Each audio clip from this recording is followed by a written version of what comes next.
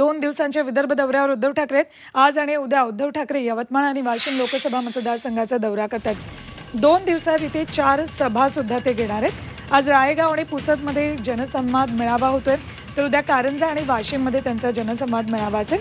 यवतमाळ वाशिम लोकसभा मतदारसंघातून भावना गवळी खासदार आहेत, त्या एकनाथ शिंदे यांच्या गटात आहेत। शिवाय मंत्री संजय राठोड सुद्धा याच लोकसभा मतदारसंघातून येतात आणि तेही शिंदे गटात आहेत। हा लोकसभा मतदारसंघ महाविकास आघाडीमध्ये शिवसेना ठाकरे गटाकडे आहे आणि या लोकसभा मतदारसंघातून संजय देशमुख यांच्या उमेदवारीची चर्चा आहे। पंतप्रधान मोदींनी नुकताच यवतमाळ दौरा केलेला आहे, त्यानंतर आता उद्धव ठाकरे सुद्धा याच मतदारसंघामध्ये सभा घेत आहेत। तर ठाकरेंच्या स्वागताची नागपूरमध्ये समर्थकांनी जोरदार तयारी केली आहे। ठाकरेंच्या शिवसैनिकांमध्ये उत्साह आहे।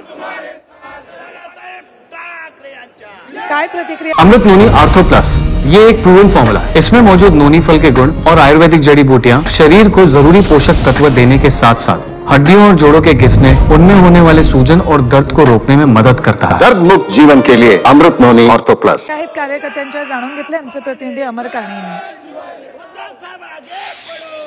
उद्धव ठाकरे यांचा विदर्भ दौरा थोड्याच वेळा सुरू होता। नागपुरातून हा दौरा सुरू होत असताना नागपुरातील उद्धव ठाकरे गटाचे शिवसैनिक जे दिसतात ते आपल्याला दिसतात, त्यांच्या स्वागताकरता उपस्थित आहे। खरं तर पंतप्रधान नरेंद्र मोदी यांचा यवतमाळ दौरा झाला, त्यानंतर आता उद्धव ठाकरे येऊन आज सभा घेणार आहे यवतमाळमध्ये आणि त्यानंतर वाशिममध्ये सुद्धा। नरेंद्र मोदी साहेब येत राहतील जात राहतील हा त्यांच्या मनातला भेव आहे, कारण की आमचा वाघ निघालेला आहे आणि हा महाराष्ट्रामध्ये जे स्वप्न भारतीय जनता पार्टी बघत आहे तो पूर्ण होणार नाही।